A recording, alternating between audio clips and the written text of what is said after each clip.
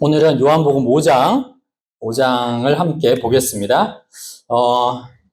이제 2주 전에는 우리가 니고데모를 예수님 도와주셨고, 지난주에는 사마리아 여인을 도와주셨습니다. 그 불쌍한 사마리아 여인을 도와주셨고, 오늘도 예수님께서 한 불쌍한 사람을 도와주시려고 예수님이 가십니다.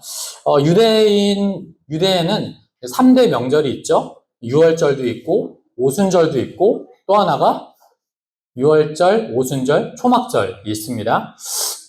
모든 남자들이, 그때는 이스라엘 모든 남자들이 이제 예루살렘에 올라가서 예배를 드리고 축제를 벌이고 굉장히 큰 아주 그런 잔치가 있었죠. 근데 오늘은 이런 명절 분위기와는 전혀 상관이 없었던 아주 비극적인 곳에서 예수님께서 다가가서 한 사람을 만나십니다. 1번을 우리 함께 읽어보겠습니다. 시작. 베데스다 못에 있는 행각에는 어떤 사람들이 누워 있었습니까? 자, 1절에서 4절을 누가 한번 읽어주시겠습니다. 부탁드립니다. 그 후에 유대인의 명절이 되어 예수께서 예루살렘에 올라가십니다. 예루살렘에 있는 양문 곁에 수들이 말로 베데스다라 하는 곳이 있는데 거기에 행각 방이 있고 그 안에 많은 병자, 맹인, 다리 저는 사람, 혈기 마른 사람들이 누워 물에 움직임을 기다리니 이런 천사가 가끔 못에 내려와 물을 움직이게 하는데 움직인 후에 먼저 들어가는 자는 어떤 병에 걸렸는지 밝게 되리라. 네, 감사합니다. 자, 베데스다라고 하는 곳에 예수님이 찾아가셨습니다. 자, 베데스다라는 병원 이름도 한국에 베데스다 병원이 있고, 또 제가 동부에서 한 3년 살던 메릴랜드, 버지니아주 근처에도 베데스다, 메릴랜드라고 시가 있습니다. 보건기관들도 몰려있고, FDA, NIH, 굉장히 정부 보건기관들이 몰려있는 데가 굉장히 좋은 동네입니다. 베데스다. 자, 베데스다란 말의 뜻은 자비의 집, 하나님의 자비의 집이라는 뜻을 가지고 있습니다. 여기에 어떤 사람들이 몰려 있었습니까? 맞습니다. 자, 병자, 맹인, 다리 저는 사람, 혈기 마른 사람들이 누워서 있었습니다. 자, 이 사람들만 있었던 게 아니겠죠. 온갖 병자들이 암 환자, 중풍 맞은 환자, 당뇨합병증으로 다리 절단한 환자, 이름 모를 병으로 시름시름 앓는 여기 혈기 마른 자들, 환자가 있었다고 했습니다. 자, 여러분들, 저는 이제 내과 전문의로 일하고 있는데, 일반 사람들은 이 병자들이 모인 곳에 잘 가볼 기회는 없으시죠? 네, 대한민국의 서울의 아산병원, 서울대학병원, 이제 암병동에 가보면 그 분위기를 여러분께서 느끼실 수가 있습니다. 그 죽음의 그림자, 드리운 네. 제가 한번 제 경희대학병원 소화기 이제 암병동에 갔는데 거기는 한국에는 아직도 위암 환자가 많습니다. 위암 이제 초기들은 이제 얼른 수술하고 퇴원을 하죠. 근데 이제 병원에 가보면 얼마나 불쌍한 사람들이 많은지 모릅니다. 네. 사연도 너무 갖가지예요. 사연도 갖가지고 그냥 쉬운 케이스들만 있는 게 아니고 굉장히 복잡한 케이스. 위암에 어떤 사람은 위암 플러스 다른 것도 다 가지고 있는 사람들이에요. 그래서 제가 처음에 소화기 위암 병동을 보는데 제가 죽음의 그림자란 이런 것이구나. 죽음 권세란 이런 것이구나 라고 제가 느꼈던 적이 있습니다. 그 우울한 그 어두운 기운이 그 병동을 감싸고 있는 것을 봤습니다. 또 더한 데가 또 소아암병동. 네. 소아암병동은 정말 그 어린 아기들을 위해서 그 아버지 어머니들이 얼마나 애를 끓이면서 아이들을 보는지 참 아산병원에 그러니까 우리 이런 일반 사람들은 몰라요. 병원에 가보면 얼마나 가슴 아픈 사람들이 많은지 모릅니다. 베데스다도 아마 그런 분위기였겠죠. 명절이었지만 전혀 명절 분위기를 기대할 수 없는 사람들이 그냥 살고 있었습니다. 자, 그들의 유일한 희망이 있었습니다. 근데 베데스다 목가에 왜 모여 있었냐 하면 이 목가에 특징이 있습니다. 특징이 뭡니까? 누가 한번 말씀해 보실까요? 이 목가의 특징, 왜 여기 몰려 있을까요? 다른 데도 아니고. 물이 움직일 때 먼저 들어가면 병이 낫는다는 전설이 맞습니다. 네, 그 유일한 희망. 네, 전설이었을 수도 있고, 사실이었을 수도 있고, 근데 아마 실제로 많은 사람들이 몰린 걸 보면 뭔가 사실이었던 것 같습니다. 자, 천사가 내려와서 물을 움직이게 하는데, 동하게 하는데, 그때 들어가는 사람은 낫는다. 굉장히 희망적인 소식이죠? 굉장히 좋은 곳 아닙니까? 굉장히 좋은 곳이죠? 근데 여기 한 가지 문제가 있었습니다. 네, 어떤 문제가 있었을까요? 네, 누가 또 우리 전 집사님처럼 크게 어떤 문제가 있었을까요? 좋은 곳인데 병이 나을 수 있는데 성경을 보시면 네? 못 움직이는 사람 못 가고 맞습니다. 물에 들어가야 되는데 거동이 불편한 사람 못 가죠? 또 하나 4절에 보니까 맞습니다. 네, 물이 움직인 후에 먼저 들어가는 사람 즉 1등으로 들어간 사람만이 낫는다는 거였어요. 이게 문제입니다. 1등만 나을 수 있어요. 네, 먼저 들어가고 간발의 차로 들어가면 못 낫는다는 거죠. 예전에 저희 TV 개그 콘서트 프로그램에 술 푸는 나를 술푸게 하는 세상이라고 있었습니다. 뭐라 그러죠, 거기서? 1등만 기억하는, 1등만 기억하는 뭐 더러운 세상 이러면서 웃기게 그렇게 하는 프로가 있었습니다. 세상은 1등만 기억합니다. 네. 세상이 더러운 것이 아니라 사람들이 그렇습니다, 우리가. 세상이 더러운 게 아니고 1등만 좋아하는 우리가 그렇기 때문에 그렇죠. 우리 최동우 장로님 1등석 탈래요? 아니면 비즈니스석 탈래요? 하면 당연히 1등석 타시겠죠? 네. 그렇죠. 당연합니다. 우리 최혜진아 권사님 1등 에르메스 백 드실래요? 구찌 백 드실래요? 하면 뭐 드시겠습니까? 네, 에르메스 백 드죠. 당연히. 네. 그래서 우리가 1등만 좋아하는 우리 때문에 그런데 베데스다 못 가도 마찬가지였습니다. 하나님의 자비가 있어야 하는데 자비의 집인데 물이 동한 후에 먼저 들어가는 사람만 낫게 되는 굉장히 냉혹한, 굉장히 차가운 곳이었습니다.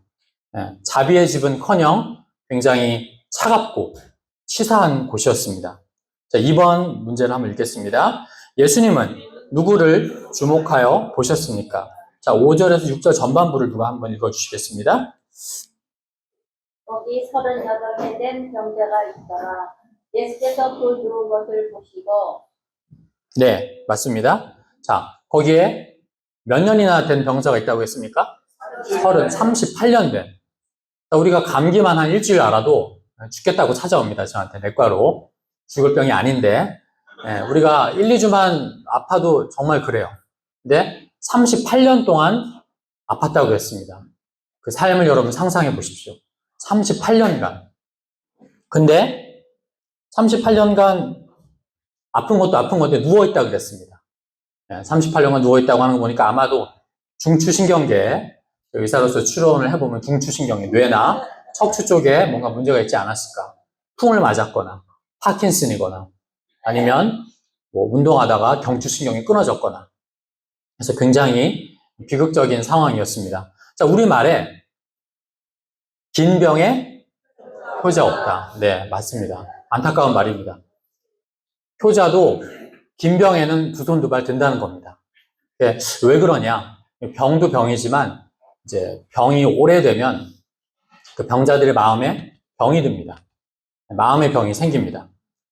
거동을 이제 누워서 특히나 우리 이제 널싱홈이나 아니면 어시스티드 리빙, 이제 요양원 같은데 계속 누워서 지내시는 분들 보면 굉장히 짜증이 많아요.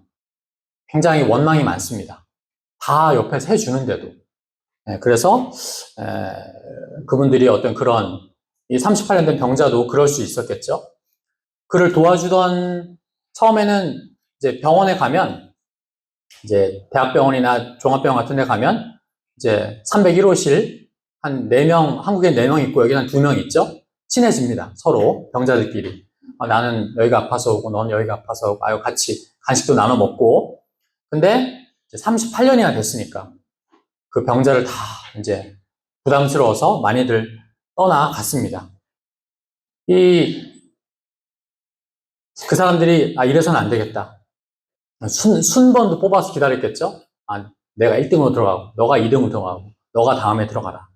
근데 막상 천사가 와서 물을 동하게 하면 어떤 일이 생겼을까요? 그 순번이 필요했을까요? 네, 그렇지 않죠. 내 병이 나야 되니까 뭐 다 팽개치고 도와주겠다고 약속까지 했는데 38년 최고참이니까 아유, 형님 먼저 들어가십시오. 했는데 막상 물이 동하니까 뭐 순번 100번짜리가 들어가고 아비규환이 되었을 것입니다. 이 사람도 굉장히 자기 비참한 처지를 비관하면서 살지도 못하고 죽지도 못하고 희망도 없고 누워서 지냈을 것입니다. 예수님께서 그런 그 병자에게 찾아오셨습니다. 3번을 한번 읽어보겠습니다. 시작. 그에게 왜 내가 낫고자 하느냐고 물으셨을까요? 6절 후반절을 함께 누가 읽어주십시오. 이르시되부터 예수께서 그 누운 것을 보시고 병이 벌써 오래됨을 아시고 이르시되 내가 낫고자 하느냐. 네, 내가 낫고자 하느냐 물으셨습니다. 사실은 이 질문이 당연한 질문 아닌가요? 병자한테, 저도 우리 내과 오신 분들한테 낫고 싶으세요? 물어보지 않습니다. 그러면 환자들이 싫어하겠죠? 당연히 나으려고 왔지. 근데 예수님께서 당연한 질문을 하십니다. 세상에 낫고 싶지 않은 병자가 어디 있겠습니까? 왜 이런 질문을 하셨을까요? 도대체 왜? 뻔한 질문을. 응? 네, 맞습니다. 그 마음을 좀 들여다보시고자 그가 나음받아야 할 병자라는 것을 일깨워 주시기 위함이었습니다. 처음에는 이제 병자인 것을 알았지만 그가 누워서 지내다 보니까 자기 일상이 그렇게 10년, 20년 지나다 보면 내가 정말 나아야 병이 있다는 것도 모르고 살게 됩니다. 두 번째는 그가 나을 수 있다는 희망을 불어넣어 주시기 위해서 이 질문을 하신 것입니다. 여러 번 시도했지만 경쟁에 밀려서 실패하고 실패가 반복되다 보니까 굉장히 비참한 심정을 느꼈겠죠. 패배주의가 있었겠죠. 예수님께서 그 소망을 끊지 않으시려고 내가 낫고자 하느냐, 내가 나을 수 있다라는 희망을 주신 것입니다. 예수님 질문에 보통은 낫고 싶습니다. 말이라고 하십니까? 제가 낫기를 원합니다. 바지가랭이를 저 같으면 붙들었을 것 같은데 4번도 한번 읽어보겠습니다. 시작. 38년 된 병자의 대답이 무엇입니까? 자, 7절 누가 한번 읽어주십시오. 병자가 대답하되 주여 우리 움직일 때 무슨 넣어주는 사람이 없어. 내가 가는 동안에 다른 사람이 먼저 내려가나이다. 네, 주님 제가 낫고 싶습니다. 저를 좀 고쳐주십시오 하는 게 아니고 뭐라 그럽니까? 나를 못에 넣어줄 사람이 없어서 내가 지금 이러고 있다. 다른 사람이 먼저 내려왔기 때문에 내가 나음을 못 받았다. 예수님께서 오셔서 그 병을 고쳐줄 수 있는 능력자가, 구원자가 앞에 있는데도 여전히 이 병자는 이 베데스다, 이 정말 신락 같은 희망을 포기하지 못하고 있죠. 이 베데스다 연못가를 보면 마치 우리 세상의 축소판 같은 생각이 듭니다. 이제 요새 젊은이들의 베데스다 못가는 어디입니까? 우리 젊은 사람들, 청년분들. 비트코인입니까? 주식입니까? 이 세상에서는 그 바늘구멍 같은 그 경쟁을 뚫고 나와야지 내가 인정받고 성공할 수 있겠죠. 병자도 그런 세상에서 살다 보니까 예수님이 오셔도 예수님이 말씀하셨지만 이 나아가겠다는 희망이 없은 채 그냥 나를 옷에 넣어주는 사람이 없었습니다. 우리 청년들 요새 이제 신조어도 제가 지난번에 말씀드렸죠. 나음 당했다. 살기가 어려우니까 성공하기 어렵고 나도 행복한 삶 살기 어려우니까 나음 당했다. 내가 이 땅에서 이번 생은 글렀다. 이런 말도 있습니다. 이번 생은 글렀다. 다음 생이 있지도 않은데 이번 생은 글렀다. 예, 이 병자의 절망과 또 우리 이 시대를 사는 사람들의 절망이 여러분 느껴지셔야 합니다. 자, 5번도 한번 보겠습니다. 시작. 예수님은 그에게 무슨 명령을 하셨습니까? 자, 8절을 누가 한번 읽어주십시오. 예수께서 이르시되 내 자리를 들고 걸어가라 하시니라. 네. 예수님께서 말씀하셨습니다. 아유, 그래, 얼마나 힘들었니? 얼마나 아프니? 그러지 않고, 일어나서 네 자리를 들고 걸어가라. 한마디로 하셨죠. 이 자리라는 것은 병의 자리이기도 하지만, 이 병자가 갖고 있었던 마음의 병, 마음의 죄, 그렇죠. 불평과 원망과 무기력의 자리를 들고 일어나 걸어가라는 것이었습니다. 예, 저도 제 인생을 돌아보고 또 우리 주변을 보면 38년 된 병자 같은 사람들이 있습니다. 또 나의 모습일 수도 있습니다. 우리가 인생에 풀리지 않는 문제, 38년 된 문제, 평생 있는 문제를 끌어안고 누워서 지내는 사람들이 있습니다. 절망의 자리에 누워 지냅니다. 그래서 38년 된 이 병자가 이 말씀을 듣고 받아들이기가 쉽지 않았을 것입니다. 38년 동안 누워 있었는데 일어나 자리를 들고 걸어가라니 무슨 말인가? 예수님의 말씀이 그의 심령에 역사하기 시작했습니다.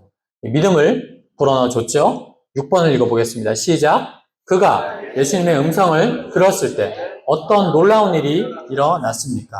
자, 9절 전반절을 한번 읽어주시겠습니다. 그 사람이 곧 나와서 자리를 들고 걸어갑니다. 네. 그가 일어나서 걷게 됐습니다. 다리에 힘이 생기고 자리를 박차고 누워있던 매트를 번쩍 들고 일어났습니다. 죽어가던 영혼이 말씀을 듣고 살아나는 역사가 생긴 겁니다. 이 병자가 간절한 소원이 있었을 뿐 아니라 예수님의 말씀이 역사하신 것입니다. 자, 7번 한번 읽어보겠습니다. 시작. 유대인들은 병 나은 사람이 무슨 잘못을 했다고 합니까? 네. 자, 9절 후반절에 보니까 이날은 안식일이니 했습니다. 그래서 유대인들이 병 나은 사람에게 이르되 안식일인데 내가 자리를 들고 가는 것이 옳지 아니하니라. 대답하되 나를 낫게 한 그가 자리를 들고 걸어가라 하더라 하니 그들이 묻되 너에게 자리를 들고 걸어가라 한 사람이 누구냐? 하되 고침받은 사람은 그가 누구인지 알지 못하니 이는 거기 사람이 많으므로 예수께서 이미 피하셨습니다. 유대인들의 눈에는 안식일에 이 매트를 들고 위풍당당하게 팍 걸어가는 그 병자의 모습이 곱게 보이지를 않았습니다. 그들의 관심은 그가 율법을 제대로 지키는지, 병이 난지 관심이 없고 율법을 지키는지 아닌가에 있었습니다. 축하 파티를 열어주고 축하를 해줘야 하는데 정죄했습니다. 그래서 그 병자의 마음에 두려움이 생겼죠. 나는 명령을 따랐을 뿐이다. 변명하며 이제 예수님께 책임을 돌렸습니다. 예수님께서 그를 다시 만나셨죠? 8번을 함께 읽어보겠습니다. 시작. 예수님은 그 사람에게 만나 무슨 말씀을 하십니까? 14절을 누가 한번 읽어주십시오.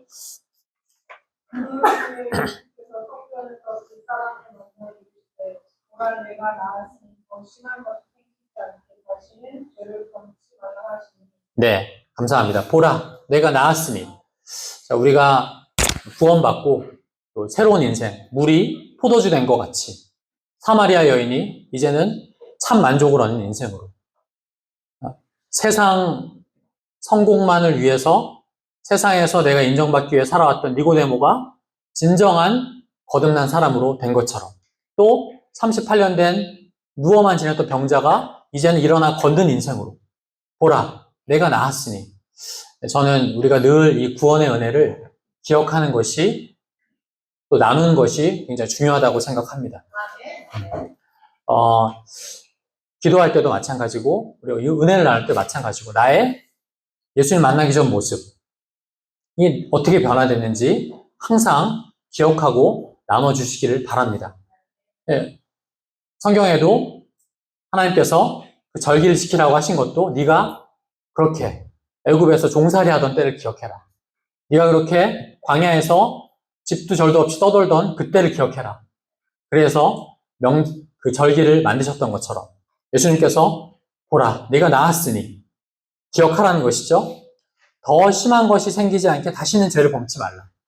자, 이 죄하고 병하고는 참 공통점이 많습니다. 저도 사람들 치료해보면 죄랑 병이랑 공통점이 재발한다는 겁니다. 재발. 우리가 구원받았다고, 우리가 나았다고 그 병에 안 걸리는 것이 아닙니다. 또 병이 찾아옵니다. 재발하고 또 죄도, 그래서 왜 젊을 때 죄 짓던 가락이 있는 사람들이 결혼하고도 죄 짓습니다. 네, 나이 들어서도 똑같은 것을 합니다. 네, 죄가 그렇습니다. 한번 지면 자꾸. 그래서 다시는 죄를 범치 말라. 다시는 그 원망의 자리, 불신의 자리, 불평의 자리, 무기력의 자리에 네가 눕지 말라는 것이죠. 그래서 하나님께서 기뻐하시고 열매 맺는 삶을 살기 위해서는 우리가 보라, 내가 나았으니, 내가 어디에서 나았는지 기억하고 다시는 죄를 범치 않는 굉장히 적극적인 영적인 삶을 살아야 합니다. 자, 9번도 함께 읽겠습니다. 예수님은 왜 안식일에도 일하십니까? 예수님께서 이제 유대인들은 안식일을 그냥 쉬는 날로 인식을 했지만 예수님은 안식일에 생명을 살리는 일을 하셨죠. 우리가 주일날 나는 주일에 쉬지도 못하고 일만 하고 저도 그런 생각을 했던 적이 있습니다. 그렇지만 안식일에 예수님의 관점은 무엇인가? 안식일에 생명을 살리는 일. 우리가 예배드리고 교회를 몸된 교회를 섬기면서 우리가 생명을 살리는 일에 여러분들께서 함께 참여하고 계심을 제가 믿습니다. 자, 마지막 10번을 함께 읽겠습니다. 예수님은 어떤 일을 하십니까? 예수님의 음성을 듣는 자는 어떻게 됩니까? 그 이유가 무엇입니까? 자, 예수님께서는 이 말씀으로 니고데모도 살리시고 사마리아 여인도 살리시고 이 38년 된 병자도 고치셨습니다. 그래서 이 세상에는 성경을 모르는 사람들, 말씀 앞에 가치관이 바로 서지 않은 사람들은 자기 기준으로 선한 것과 악한 것을 나눕니다. 이 사람 착한 사람, 이건 착한 사람, 착한 일. 하지만 이제 우리가 말씀을 공부하고 말씀을 알게 되면 하나님 앞에 선한 일이라는 것은 안식일에 선을 행한다는 것은 무엇을 살리는 일입니까? 생명을 살리는 일입니다. 생명을 죽이는 것, 살리는 것. 이것이 예수님께서 보시는 선과 악이라는 것입니다. 자, 그래서 오늘 말씀을 다시 한번 정리해 보겠습니다. 이 베데스다 목가는 이 세상의 축소판과 같다고 했습니다.